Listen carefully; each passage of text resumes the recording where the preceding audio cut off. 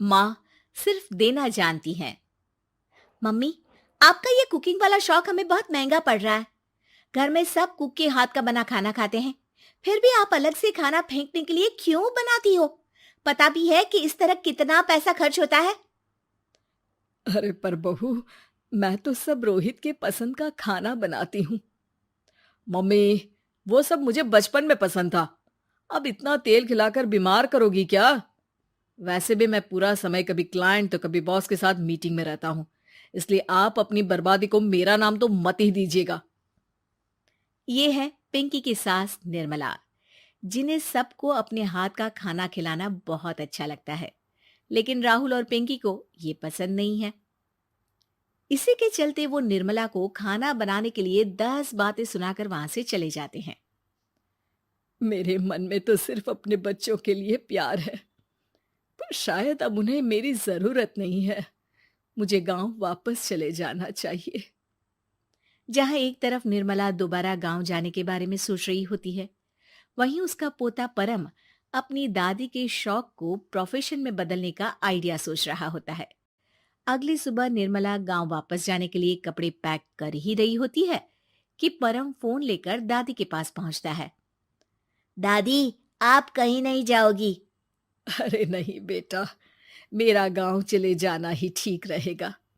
इससे तुम्हारे mummy papa की सारी दिक्कतें भी खत्म हो जाएगी। दादी, वो तो ना आपके आने से पहले कम थी और ना ही आपके जाने से खत्म होगी। उन्हें हमेशा पैसों की टेंशन में ही रहना है। मेरे पास आपको यहाँ रोकने का आइडिया है। आइडिया? मतलब, मैं कुछ समझी नहीं।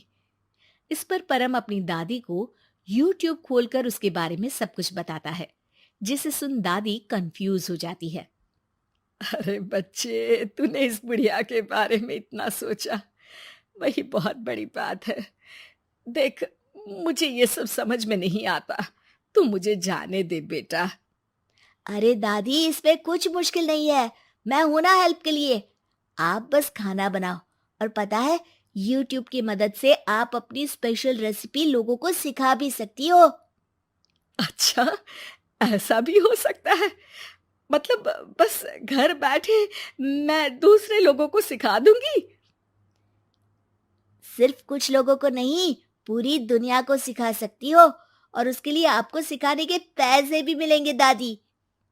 इस पर बहुत देर तक दादी को YouTube के बारे में समझाकर आखिर में परम उन्हें कन्विंस कर ही लेता है, जिसके बाद वो गांव जाने का प्लान कैंसिल कर YouTube चैनल शुरू कर देती हैं। हमने ये शुरू तो कर दिया, पर इससे कहीं रोहित और पिंकी को दिक्कत ना हो बेटा। दादी, वो आपके बारे में नहीं सोचते तो आप क्यों उनके बारे में इतना सोच रही हो? इसके बाद दादी पोता मिलकर खाने की वीडियो और साथ ही उनके ट्यूटोरियल की वीडियो बनाकर उन्हें YouTube चैनल पर अपलोड करने लगते हैं। सब खुशी से चल रहा होता है कि कुछ हफ्तों में ही पिंकी को इसकी खबर हो जाती है। हमारी पीठ पीछे घर में ये सब क्या चल रहा है? अरे मम्मी, आपको तो अपना टाइम पास करना है, पर उसमें मेरे बेटे का फ्यूचर क्यों खराब कर रही हो? पढ़ाई के टाइम आपके साथ किचन में लगा रहेगा तो फेल ही हो जाएगा ना। वैसे इस YouTube वाले के शौक के लिए आप जो फैंसी डिशेस बना रही हो, उसके पैसे कहाँ से आ रहे हैं? मम्मी, आपको हमेशा पैसों की चिंता ही क्यों लगी रहती है? और रही बात मेरी पढ़ाई की, तो आपसे ज्यादा दादी को उसकी चिंता है। इसीलिए मेरी पढ़ाई के बाद ही वो ये काम करती है। परम, अपनी मम्मी से बात करने का ये कौन सा तरीका है? और मम्मी ने पैसों के बारे में कुछ गलत तो नहीं पूछा? जब घर में हम दोनों कमाते हैं, तो ये पूछने का अधिकार तो है कि पैसे कहाँ इस्तेमाल हो रहा है। मम्मी का ये जानना जरूरी बनता है। पापा, आप अपनी मम्मी से कैसे बात करते हो, ये तो मैं देख ही रहा हूँ।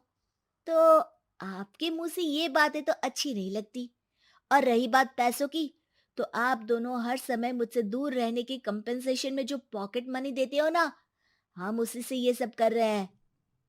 इस पर परम अपनी दादी को लेकर वहां से चला जाता है, जिसके बाद पिंकी और रोहित YouTube चैनल बंद करवाने की बहुत कोशिश करते हैं, लेकिन परम ऐसा होने नहीं देता।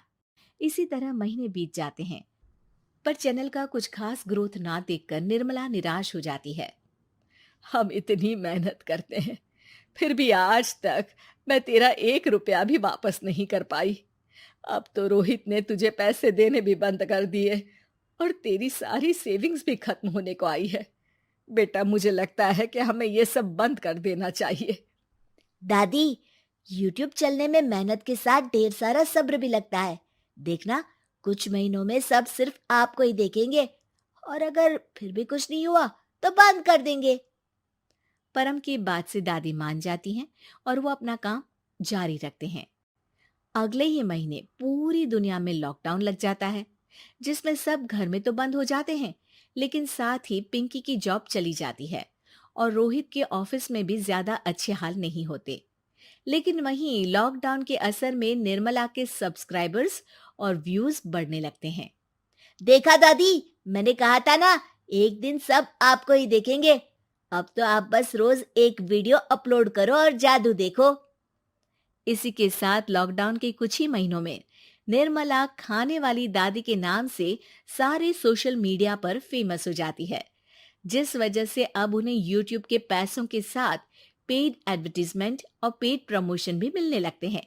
उन्हीं पैसों की मदद से निर्मला अब बेटे बहू की नौकरी ना होने पर घर का खर्चा भी चलाने लगती हैं, जिसे देख रोहित और पिंकी को भी अपनी गलती का एहसास होता है और वो सब मिलकर निर्मला को सपोर्ट करने लगते हैं।